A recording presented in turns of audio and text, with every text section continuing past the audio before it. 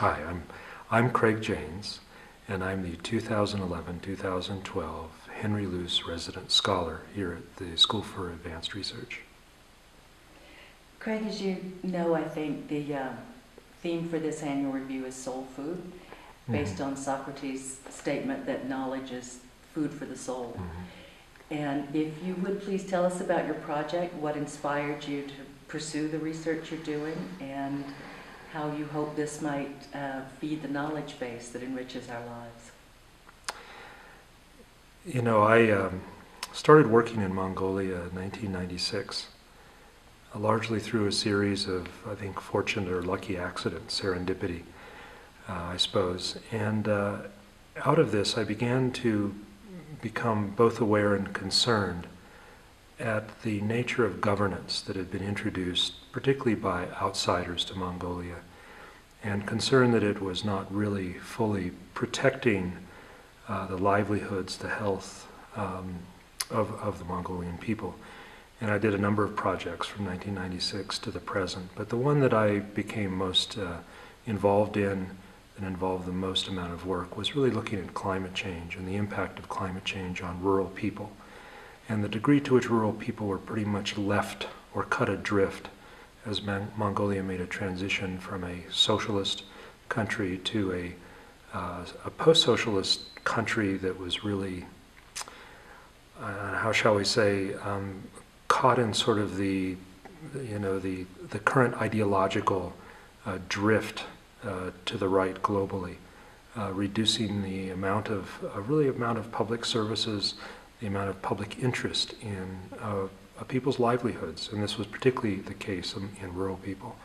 So that with climate change, increasing drying out of the climate, more climate disasters, rural people were really finding that they had very little help, and as a consequence, they were migrating large numbers to the city. There was rising social inequality and so forth. So this is really the project that I embarked on, to understand this, to explain it in detail. And that was the project that I brought here to SAR to write up, and not only to contribute to our understanding of Mongolia, of Central Asia, of rural herders in Mongolia, but also to learn a little bit more about the impact that certain kinds of strategies of government and governance have on the lives of average people worldwide.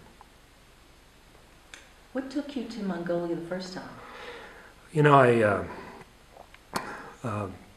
was just asked by a dean, my dean at the time, if I'd be interested in going to Mongolia to investigate whether it would be a suitable country to partner with around an academic exchange program, educational exchange program. And so I said, sure, why not? You know, who's going to turn down an offer like that? So I went to Mongolia in 1996, early in 1996, and met with a number of people there, most importantly, representatives of the Ministry of Education. We talked a lot about, you know, the changes to Mongolia, the educational changes, and the possible contribution that the University of Colorado, where I was then working, might make to the education of Mongolians. And out of those conversations, the government of Mongolia agreed to fund a scholarship program for Mongolian students to come and study at the University of Colorado, primarily for master's students in any field.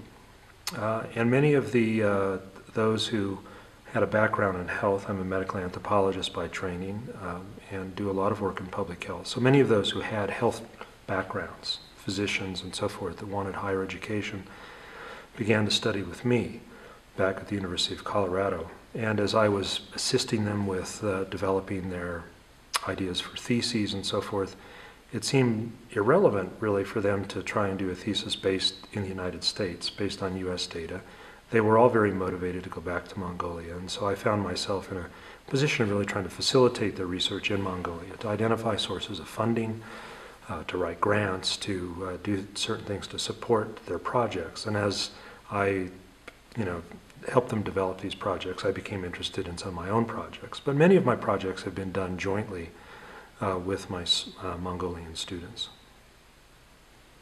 And how have you found your experience at SAR to be? Oh, the experience has been great, especially at the stage of my career. where my normal academic life is, I would characterize as interruptions interrupted by other interruptions, to actually to be here and to be able to think. I think that's probably the biggest, the sort of the greatest luxury that I've had. It's the luxury just simply to think in an uninterrupted way, to read things that I normally don't have the time to read, to sort of think through how I might approach writing up materials that I have. I had ideas before, and I had a certain outline in my mind, but it really wasn't until I was here and able to think carefully and deeply that a lot of these ideas really began to take shape, to take form, and to really enable me to move forward in a way that I would not have been able to do had I not had this space, this thinking space. Do you feel like this moved your work forward exponentially? How much time do you think it would have taken you to get this far otherwise? Well, I don't think I would have. I don't think I would have been able to get very far otherwise, frankly.